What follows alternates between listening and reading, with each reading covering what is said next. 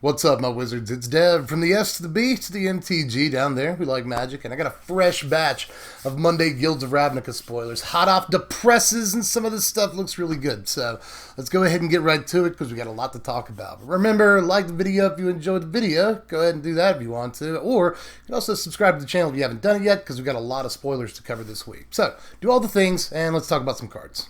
Well, up first is a card that got spoiled like really late last night, and the working title for it is Final Bortion.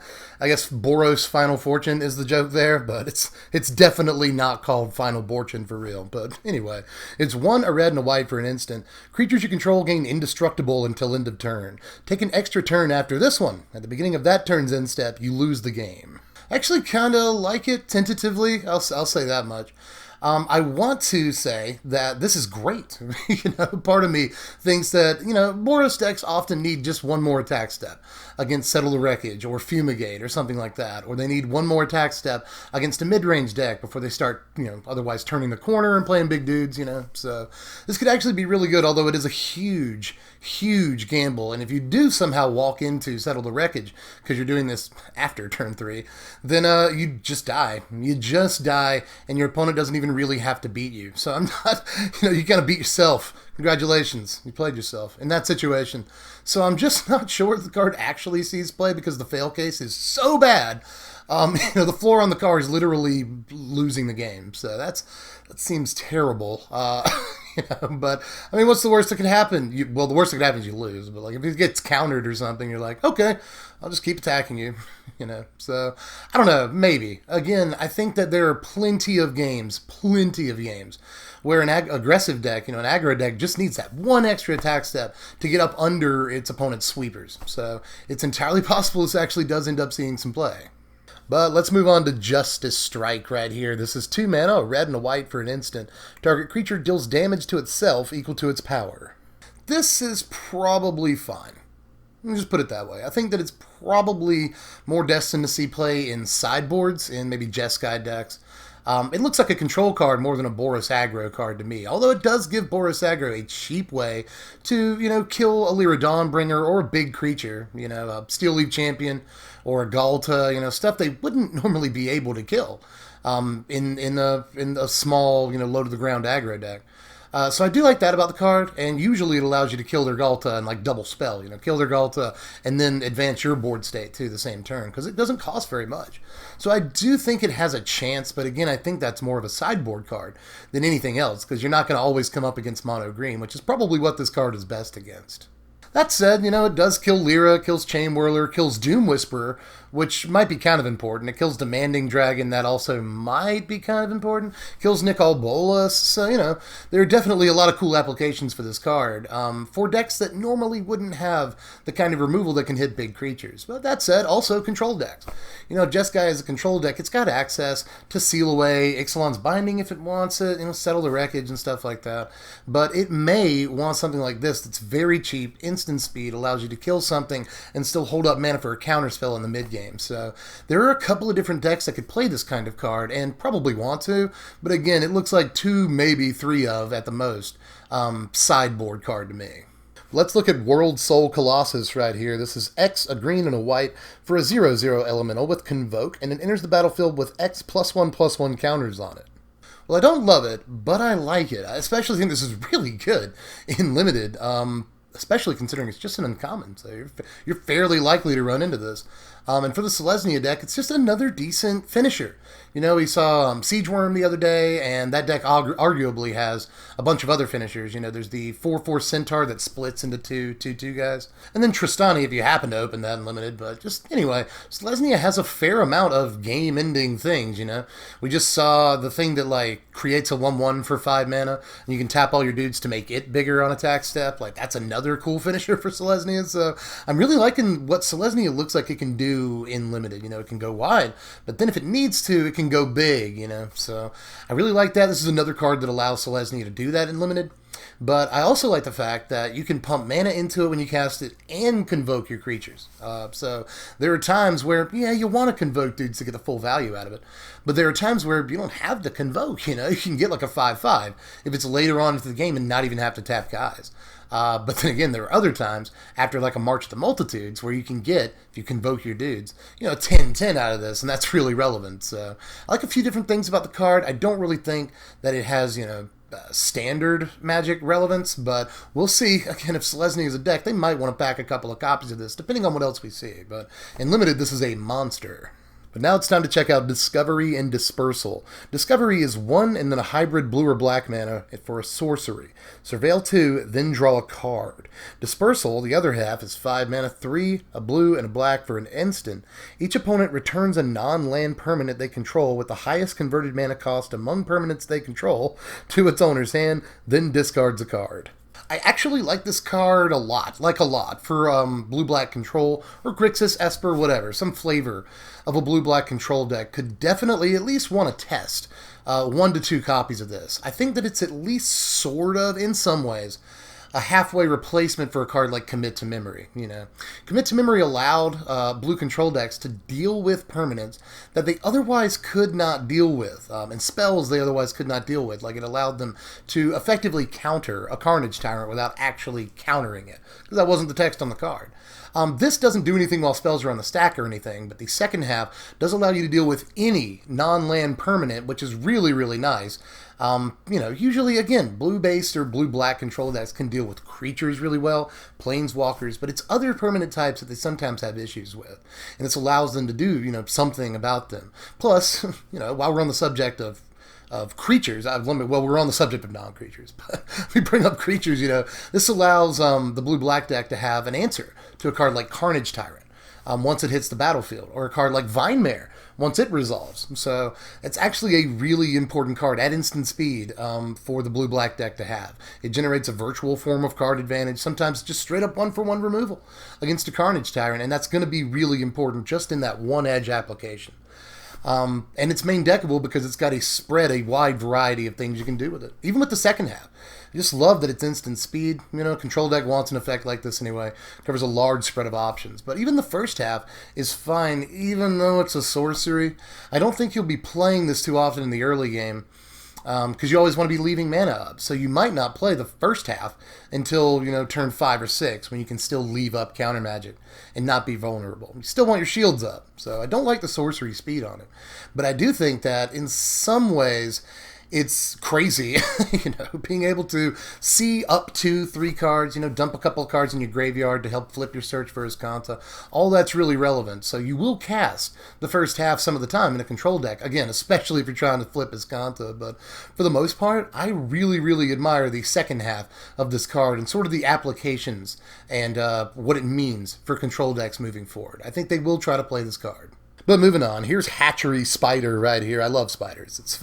Actually, in real life, I hate and am terrified by spiders, but I love them on Magic cards because I'm also fascinated by spiders. But it's neither here nor there. Let's talk about the actual text on the card. It's 7 mana, 5, 2 green for a 5/7 spider with reach. It's also got undergrowth. When you cast this spell, reveal the top X cards of your library, where X is the number of creature cards in your graveyard. You may put a green permanent card with converted mana cost X or less from among them onto the battlefield. Put the rest on the bottom of your library in a random order. Okay, so I like it. I don't like the casting cost. Not only is the casting cost restrictive, but you can't just reanimate it and get its effect because it's on cast. But that's kind of where the gripe's in. Usually on cast effects are actually really, really good.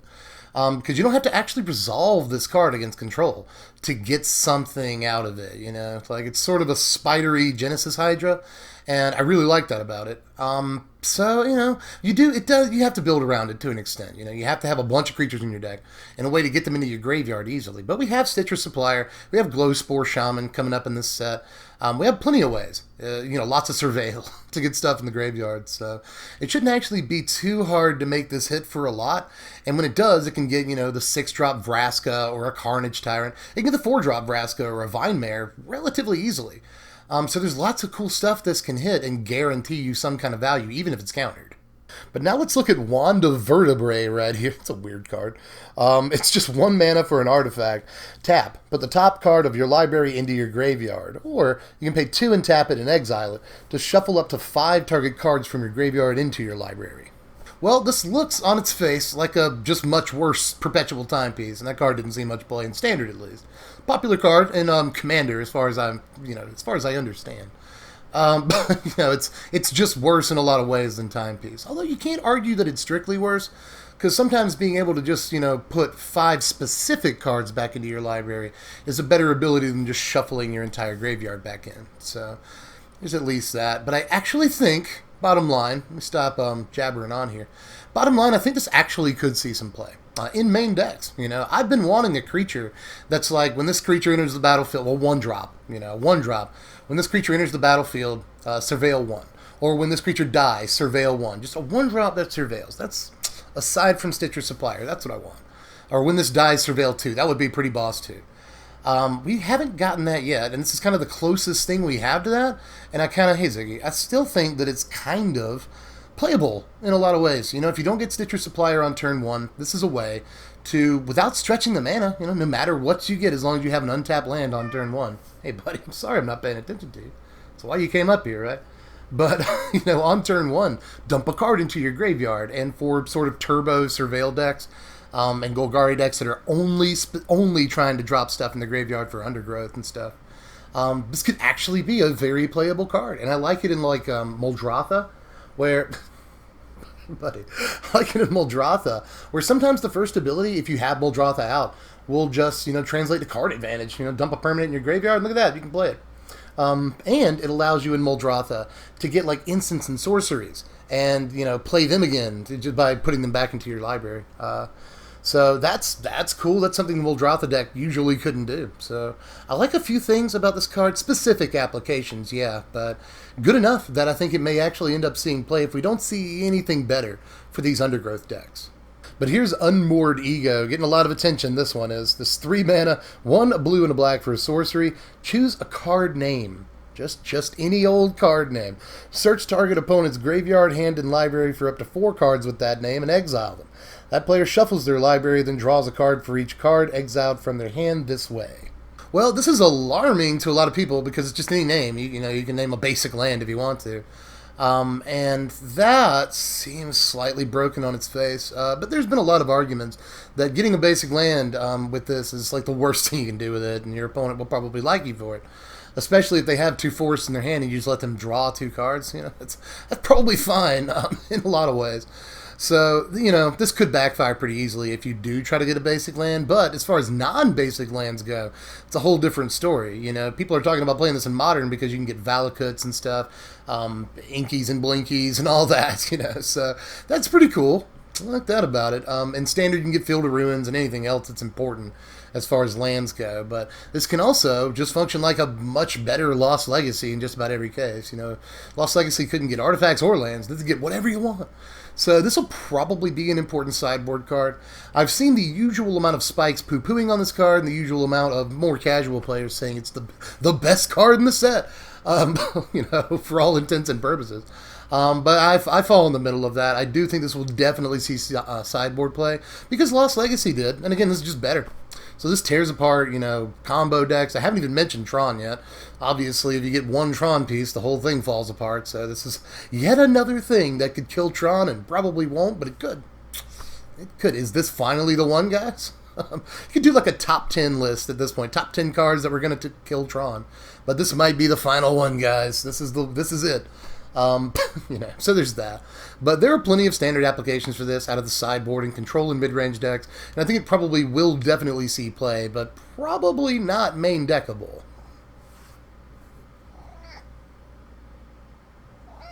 Buddy,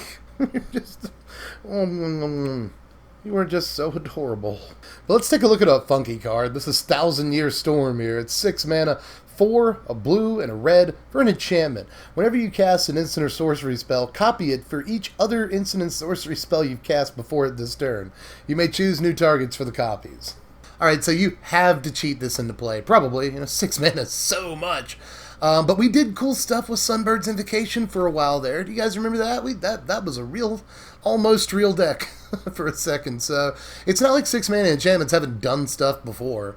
But we're in a format that has, Knight of Autumn, Thrashing Brontodon, a million good cards that are main deckable, that destroy artifacts and enchantments. So I just don't think I would bank on a 6-mana enchantment to, win games for me. Although this is so tempting. Each spell that you cast every turn becomes ridiculous. Like, by the time you hit your third spell, you're going to win the game, almost certainly. So it's crazy. It's a storm engine, it just creates storm in and of itself. You're just the cutest. People are probably getting sick of me being like, you're just the cutest. But still, it creates a storm engine in and of itself, but it costs the appropriate mana, so unless you're cheating this into play very early in the game, I just don't see it doing much, but have fun playing it, Commander. Malicious Smothering is up next, or perhaps Malicious Abduction. There's been a couple of different translations in the 10 minutes this card has existed, but anyway, it's 4 mana, 2 and 2 blue for an instant. Counter target spell, exile it. You can shuffle up to 4 target cards from your graveyard into your library. Well, this is a 4-mana counterspell, which I don't necessarily like. Exiling does seem, still pretty important in a format with Surveil and Undergrowth and stuff. This format has Blood Operative. That might be important as well. So I see a few applications for why you would want to exile a spell in this format, but shuffling up to 4 cards from your graveyard to your library is actually a possible big game. For control decks, getting a bunch of counter spells or removal back, or maybe getting a win condition back that you lost, is also pretty tempting. So if a 4-mana counter spell is going to see play, this one's really, really pushed, and it's common, by the way. But ultimately, I don't know that control decks will have the slots to play this card. I think that they'd rather just go with, Sinister Sabotage, Syncopate, Negate, Essence Scatter, and stuff like that. But again, it's possible that one copy of this gets tested.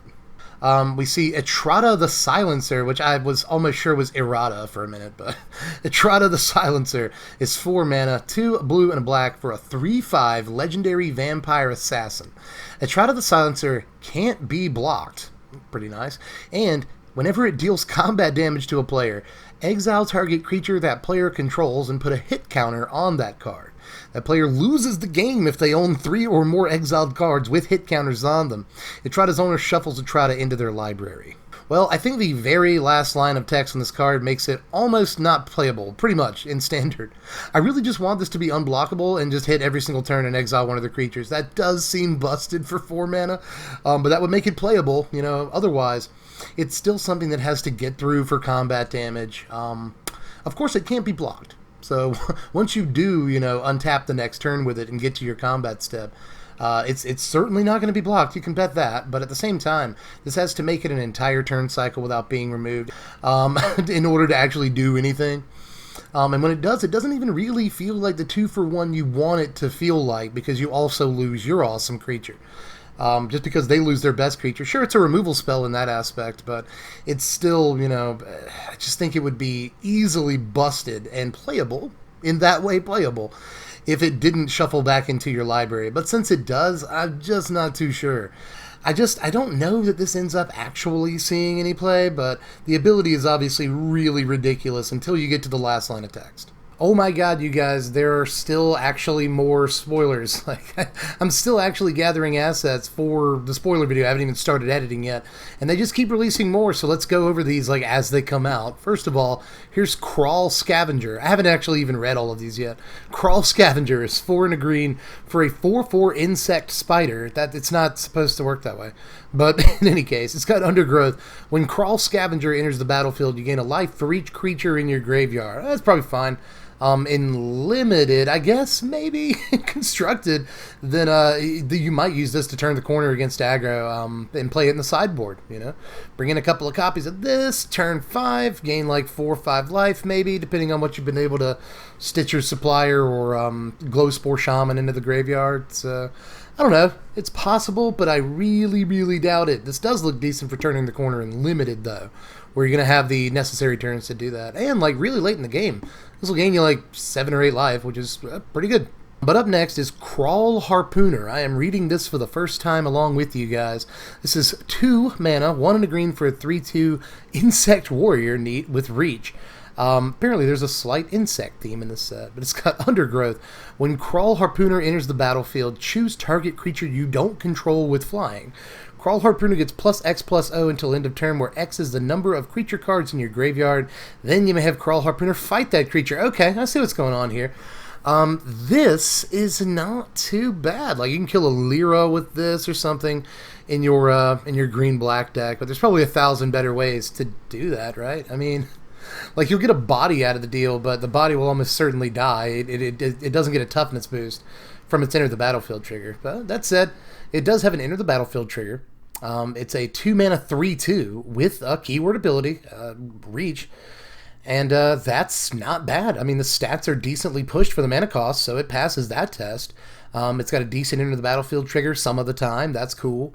It can kill 1/1 flyers really easily, or 1/3 flyers even really easily, and stick around, so that might be somewhat relevant. So I could see this out of the sideboard of some decks, but you know, these green-black Undergrowth decks already have Assassin's Trophy, Vraska's Contempt, Cast Down, Price of Fame, and a bunch of other stuff. So whether they have the slots for this, I'm not sure. But one thing I do know about these Undergrowth decks from brewing them is that they really, really like to have creatures that also act as spells. That way, you know, you can have a removal spell that also counts as Undergrowth, you know, towards Undergrowth once it's in the graveyard.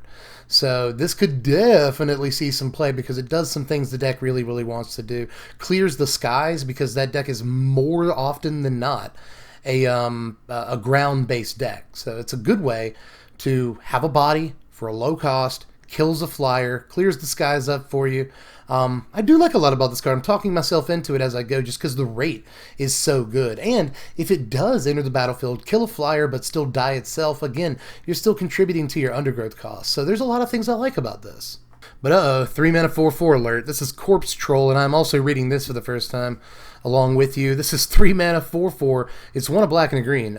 It's a troll and it has trample. So a 3-mana 4/4 trample. What's the downside?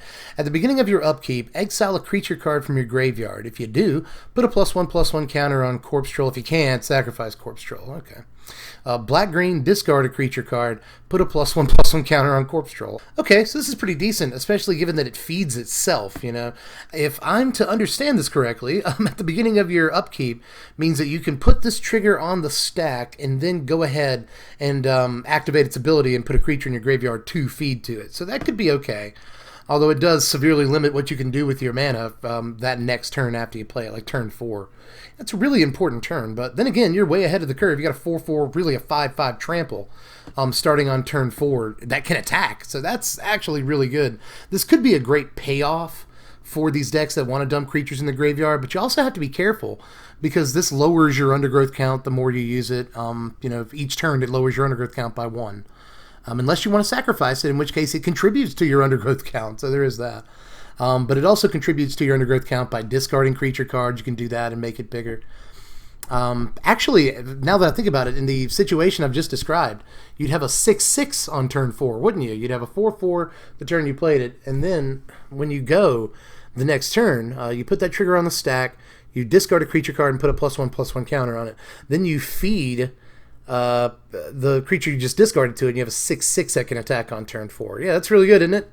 That seems really, really good. So, yeah, this has to be removed, or else it probably gets out of control. It both feeds and benefits from your Undergrowth plan. That seems really good. Really good with Surveil, obviously. This card is dumb, I think. This card is dumb.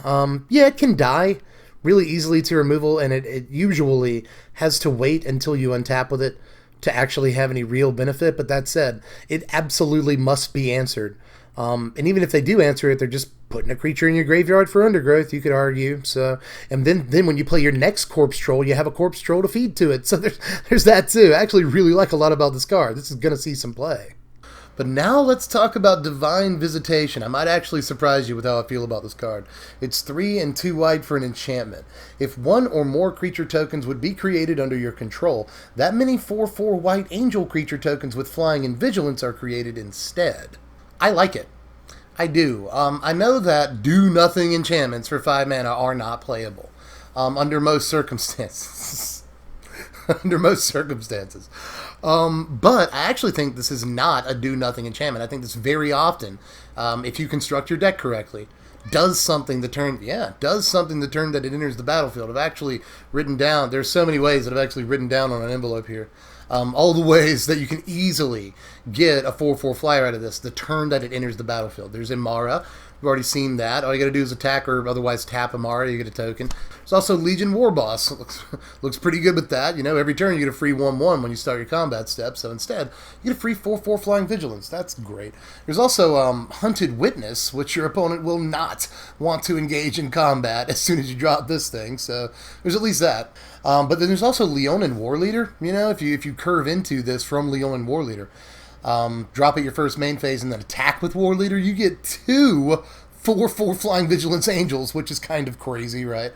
And then I guess there's the Wormcoil Centaur guy. You know, you can also swing in with this the turn that you play the 5-mana enchantment that I've already forgotten the name of, Divine something.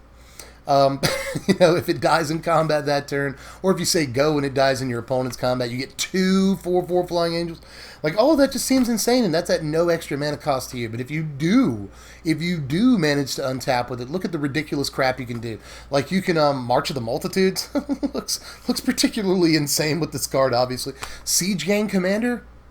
Siege Gang Commander suddenly creates 14 power. You can't sacrifice any of the tokens to Siege Gang anymore, but still, I'm pretty sure getting 12 flying power is probably worth it. And you can also, like, kick a Saproling Migration or not kick a Saproling Migration, and it's still really, really good. You know, you get a bunch of angels that way. Or Heroic Reinforcements is something else I've got written down here. It makes Heroic Reinforcements really scary. So there's that too. Just look at all the stuff you can do with this card, whether you untap with it or not. Again, even if it's just the turn that you played it, there's so many ways to get angels that turn. So I actually think this could possibly be a real standard player. I do doubt it. I'm trying to check myself a little bit here because the card probably isn't great. It is for all intents and purposes probably just a 5-mana do-nothing enchantment. Especially if your opponent has a Brontodon out, it's going to be really tough to get value out of this. But, you know, that said, it's still entirely possible to make it work to turn it enters play in a multitude of ways, so I'm kind of excited to test this card.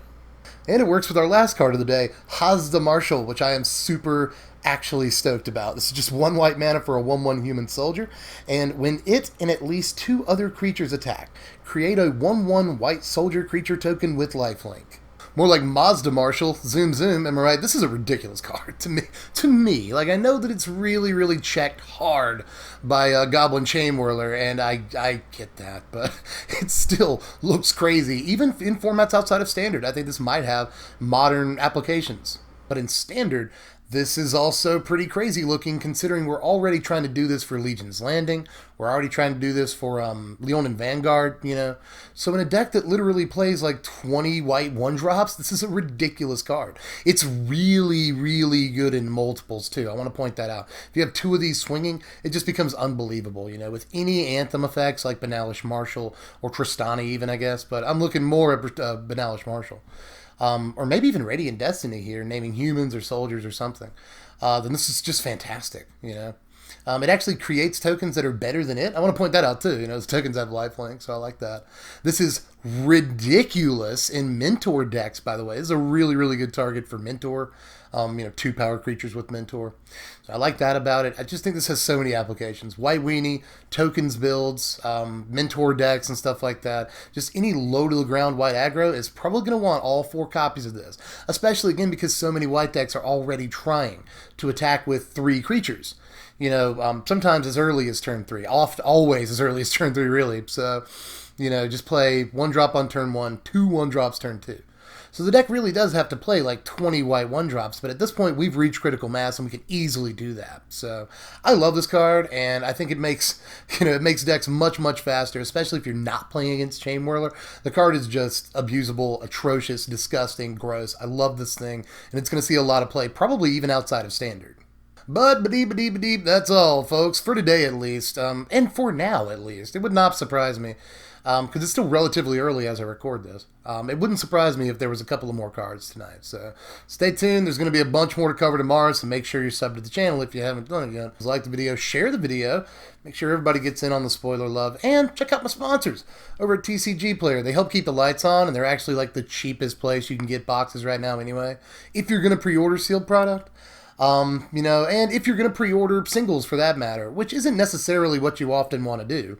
You want to let prices cool down a little bit and settle to where they're going to be, but I still think they're a good price guide. You know, again, a good thermometer, barometer for where prices are right now and what people feel, how people feel about these cards. So click the first link in the description down there if you want to pre-order boxes or just check out sort of where the community is on these prices. Really helps me out even if you just click the link. So help me out by doing that. You can also check out the link in the description to the Patreon page. That also really helps me out. All I ask is $1 a month. And I let you know what videos are coming up before we do them, what decks are coming up the day before. You can vote once Deck Tech season starts. You can vote on what decks you want to see first. That's actually really, really important.